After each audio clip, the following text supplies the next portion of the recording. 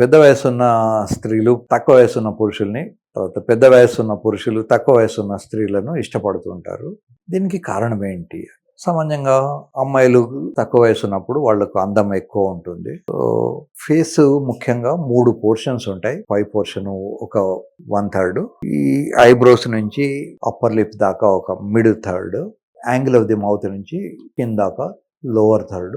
ఇవన్నీ కూడా ప్రపోర్షనేట్ గా సిస్టమేటిక్ గా ఉన్నప్పుడు అమ్మాయిలు అందంగా ఉంటారు. ఇక్కడ ఒక బక్కల్ ఫ్యాట్ ఆఫ్ ఫ్యాడ్ అనేది ఒకటి ఉంటుంది. ఈ బక్కల్ ఫ్యాట్ ఆఫ్ ఫ్యాడ్ వయసు వచ్చిన కొద్దీ కిందికి జారి వాళ్ళకు కింది పోర్షన్ వెడల్పు ఎక్కువైపోతుంది. కింది పోర్షన్ వెడల్పు ఎక్కువైపోయినప్పుడు వాళ్ళకి అందం తగ్గినట్టు అనిపిస్తుంది. సో అందంగా ఉన్న వాళ్ళనే ఎందుకు ఇష్టపడతారు అంటే, నేచర్లో భగవంతుడు ఒక అట్రాక్షన్ పెట్టాడు. యూజువల్గా కర్వేషియస్గా ఉన్నటువంటి అమ్మాయిల్ని అబ్బాయిలు ఇష్టపడతారు. ఎందుకు అంటే, ఆ కరువు ఉన్న వాళ్లకు నార్మల్ డెలివరీ అయ్యే అవకాశం ఉంటుంది, హెల్దీ బేబీ వచ్చే అవకాశం ఉంటుంది. కనుక భగవంతుడు అలా ఉన్నటువంటి అమ్మాయిల్ని ఇష్టపడేందుకు మన శరీరంలో కొన్ని కోరికల్ని అలాగే పెద్ద వయసున్న అమ్మాయిలు కూడా కొంచెం తక్కువ వయసున్న మగవాళ్ళని ఇష్టపడరు. ఎందుకు అంటే, యూజువల్గా మగవాళ్లకు ప్రాబ్లమ్స్ 35 ఇయర్స్ నుంచే స్టార్ట్ అవుతాయి, అమ్మాయిలకు 45 ఇయర్స్ నుంచి స్టార్ట్ అవుతాయి. 45-50 ఇయర్స్ వచ్చేసరికి చాలా మంది అమ్మాయిలకు మంత్లీ ఆగిపోతుంది, రొమ్ములు వేలాడబడతాయి, బట్టతల వస్తుంది, సన్నగా మీసం కట్టు కూడా వస్తుంది. అదే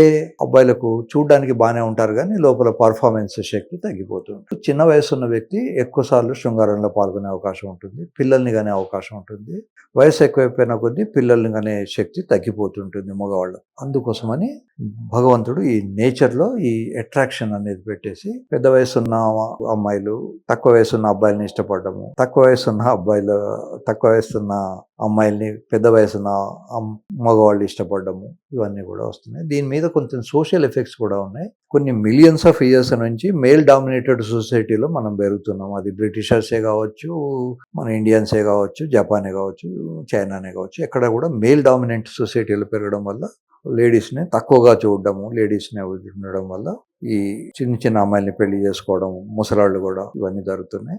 తర్వాత ఇప్పుడు ఎప్పుడైతే లేడీస్కు సంపాదన పెరిగిందో, వాళ్లకు ఫైనాన్షియల్ స్టెబిలిటీ వచ్చిందో, వాళ్లకు ఎమోషనల్ స్టెబిలిటీ వచ్చిందో, వాళ్ళకు కూడా ఈక్వల్ రైట్స్ మనకు ఓటింగ్లో కానీ మిగతా ఉద్యోగాల్లో కానీ వాళ్ళకు ఎప్పుడైతే ఈక్వాలిటీ వస్తున్నదో వాళ్ళలో ఇది స్ట్రెంగ్త్ వస్తుంది. ఇప్పుడు వాళ్ళు మనతో పాటు విమానాలు నడుపుతారు, రైళ్లు నడుపుతారు, సర్జరీస్ చేస్తారు. కనుక కాలం మారిపోతున్న దాన్ని మనం ఆహ్వానించడం మంచిది. ఆడవాళ్ళు కూడా మనుషులే, వాళ్లకు కోరికలు ఉంటాయి.